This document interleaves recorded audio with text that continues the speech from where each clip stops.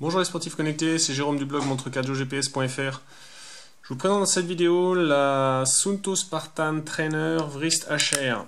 Alors, elle y paraît pas comme ça de prime abord, elle ressemble assez à une Ambit 3, mais il s'agit bien d'une Spartan. Et pour s'en convaincre, il suffit de regarder un petit peu les menus, et on retrouve bien tous les widgets qu'on va passer en revue dans cette vidéo. Alors en fait, c'est la moins chère de la gamme des Spartan.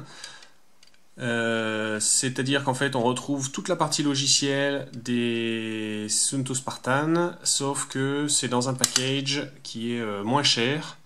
Donc c'est beaucoup plus de plastique, pas d'écran tactile, et donc une interface qui est revenue à 5 boutons, dont un pour l'éclairage. Alors, on retrouve l'antenne déportée des Ambit 3, simplement cette fois elle est mieux intégrée. Quand on regarde là, on voit que ça fait moins d'une bosse comme sur les Ambit 3. En fait, elle est quand même plus petite et mieux intégrée dans le bar à bracelet, mais bon, elle reste visible. À l'arrière, on a le capteur cardio de Valencel, donc c'est pour ça qu'on a la mention Wrist HR. Et on revient à un chargeur à pince et non pas le chargeur aimanté des autres Spartan. Donc en fait voilà, c'est bon, visuellement c'est clairement pour la version tout plastique, c'est clairement une montre pour le sport, pas facile à porter en montre de tous les jours, ou alors il faut choisir la version toute noire, la bleue est franchement visible. Mais ça permet de... Enfin, je vous recommande de prendre les versions avec une couronne métallique. Il y en a 4. Une lunette métal, pardon. Il y en a 4 avec différents designs, dont certaines, là, les deux versions outdoor sont plutôt sympas. Elle est plus petite. L'écran, donc non seulement n'est pas tactile, mais il est plus petit, ce qui fait qu'elle conviendra mieux pour les femmes. Parce qu'en fait, les Spartan sont vraiment grosses. Alors, le revers de la médaille, c'est que comme elle est plus petite, mais qu'elle conserve un écran couleur, l'autonomie est un peu réduite. Elle est annoncée à 10 heures. En fonctionnement cardio et GPS, j'ai mesuré dans les 8h30 à peu près. Par contre, ça reste une montre de sport très complète dans ses fonctionnalités de sport, on va y venir tout de suite, et complète dans les fonctionnalités outdoor pour la navigation. Je vais vous présenter tout ça. Donc au niveau du sport, on a toujours accès à une centaine de profils sportifs, dont certains couvrent le même sport. Donc par exemple en course à pied, on peut avoir plusieurs profils de course à pied, ce qui permet d'avoir des réglages différents. Une partie des réglages se font sur la montre, enfin sont accessibles depuis la montre. On peut fixer des cibles de temps et de calories, je crois. On peut définir un itinéraire ou une navigation par les points d'intérêt. Pause automatique. On a 3 réglages de précision GPS, ce qui modifie l'autonomie de la batterie. Alors j'ai plus toutes les durées en tête, mais pour ça je vous renvoie vers le lien de l'article sur le blog qui est complet et qui vous présentera tout ça. On a en termes d'entraînement, on est limité au compteur d'intervalle, donc qui est très bien fait. On l'active ou on l'active pas, on y a accès n'importe quand dans une session d'entraînement. Par contre, on ne peut pas faire d'entraînement complexe. Et ensuite, on a d'autres options d'économie d'énergie qui touchent principalement l'écran. Voilà, si je lance l'enregistrement pour vous donner un peu montrer un peu ce à quoi ça ressemble. On a autour là les zones cardio. Alors, je vais éclairer pour que vous voyez un petit peu plus. Les zones cardio, différents champs de données. Ici, le tableau des tours. Là, c'est l'écran de zone cardio, donc qui est vraiment super bien fait. On a la zone dans laquelle on se trouve, et ici et en dessous, le nombre de battements qui manque pour passer à la zone supérieure ou la zone inférieure. Le graphique, bon alors selon les modes, on a un graphique de vitesse, d'altitude ou de cardio, je trouve. Moi personnellement je l'utilise peu. Et enfin la navigation qui est en minimum de suivi d'itinéraire, donc en petits poussets. On voit des petits points sur la trace qu'on a suivie. Et sinon en suivi d'itinéraire si on le règle. Spécificité Suunto, on peut changer de mode sportif en cours d'activité n'importe quand. Donc là, de course à pied, on veut passer à vélo. Eh bien, voilà, on est passé, on est toujours dans la même activité. Je ne l'ai peut-être pas encore mentionné, mais c'est une montre triathlon complète. Et on arrête une activité. On a la gestion des sensations. Donc ça, c'est quelque chose qui est transféré dans MoveCount. Niveau sportif, c'est vraiment complet, aussi également en termes d'accessoires, elle supporte tous les accessoires Bluetooth, y compris les capteurs de puissance vélo et capteurs de puissance course à pied, ce qui pour son budget, c'est la meilleure solution pour les gens qui cherchent une solution pour s'entraîner de façon un peu poussée, mais sans dépenser une montre de 500 €.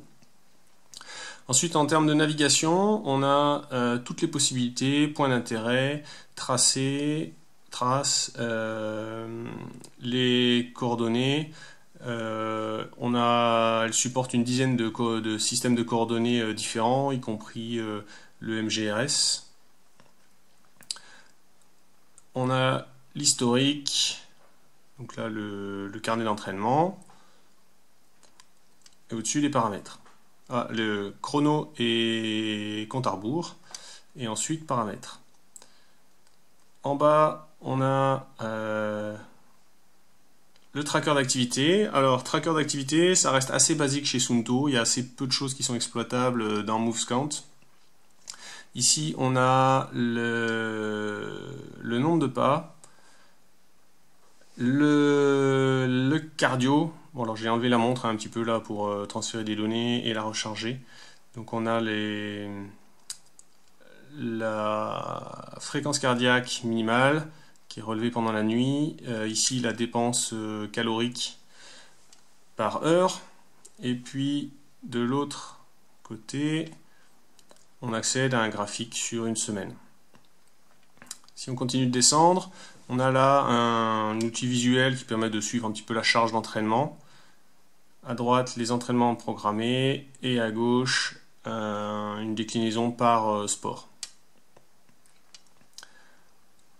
Et ensuite, en dessous, le temps de récupération. Et enfin, le sommeil. Donc même chose, assez basique, ça reste beaucoup sur la montre. Peu de suivi long terme sur MoveCount. On a une moyenne à tracer sur la semaine et la fréquence cardiaque sur la semaine également. Donc fréquence cardiaque au repos. Les notifications, alors je ne pourrais pas vous montrer grand chose parce qu'en fait, elle reçoit toutes les smart notifications, téléphone, SMS, téléphone, appel, SMS et diverses applications. Le problème, c'est qu'elle ne reste pas enregistrée sur la montre. Donc en fait, vous avez juste quelques secondes pour regarder la notification. Une fois que c'est passé, c'est parti. Il n'y a pas d'écran ou de widget pour les retrouver et lire un message. Ça, c'est pas possible. Donc c'est un autre domaine sur lequel Suunto est un petit peu en retard sur la concurrence. En conclusion, pour finir cette présentation, Suunto a adopté avec la Spartan une stratégie un peu différente de ce qu'ils ont fait avec les Ambit 3. C'est-à-dire que l'Ambit 3 était décliné en différentes versions qui étaient plus ou moins bridées en termes de fonctionnalité, avec un positionnement, une Ambit 3 Peak sur le multisport outdoor, une Ambit 3 Sport sur le triathlon et une Ambit 3 Run sur la course à pied. Ici, Suunto a fait le choix de développer une plateforme unique pour toutes les Spartans et de changer soit la combinaison de capteurs, soit l'aspect visuel. Donc en fait, ça donne un super avantage à la Spartan Trainer, c'est que c'est celui d'acheter le modèle le moins cher et d'être sûr de recevoir toutes les mises à jour des autres modèles. Donc en fait vous avez un modèle qui est moitié prix que les autres Spartan plus haut de gamme, mais vous recevrez les mêmes mises à jour au même moment, avec la limite qu'il y a un altimètre GPS et pas barométrique. Donc vous ne recevrez pas certaines fonctionnalités qui nécessitent un altimètre barométrique, mais pour le reste vous recevrez toutes les nouvelles mises à jour, et donc ça je trouve que c'est vraiment un argument de poids dans le choix pour quelqu'un qui cherche une montre dans un budget pas trop cher. Donc pour moi c'est une montre pour des gens qui cherchent beaucoup de fonctionnalités, avec un petit bémol quand même que je mettrai sur les outils d'entraînement. Alors il faudra voir pour la prochaine mise à jour qui doit sortir fin avril, début mai. Tout ça pour un petit prix, puisque je pense que la version tout plastique, alors la version tout plastique c'est pas le meilleur rendu, hein, je préfère celles qui ont une lunette métallique. Donc il y a je crois 3 versions plastiques et 4 versions métalliques. Donc là pareil, hein, je vous mets le lien, vous regardez dans le lien vers l'article du blog, vous aurez toutes les versions. Mais l'argument de poids, des fonctionnalités pour le petit prix et avec l'assurance des mises à jour de toutes les Spartan fait que c'est une option largement compétitive pour quelqu'un qui cherche une montre sans faire de l'ultra, hein, puisque la batterie sera plutôt comptée 8h, 8h30. Voilà, si cette vidéo de test vous a intéressé, mettez-moi un petit pouce j'aime vers le haut, ça contribuera à mon plaisir personnel. Et puis si vous voulez en savoir beaucoup plus, notamment au niveau de la précision du GPS et du capteur cardio, je vous renvoie encore une fois vers l'article sur le blog, puisque vous aurez des paragraphes complets qui traitent de toutes ces fonctionnalités et toutes ces mesures.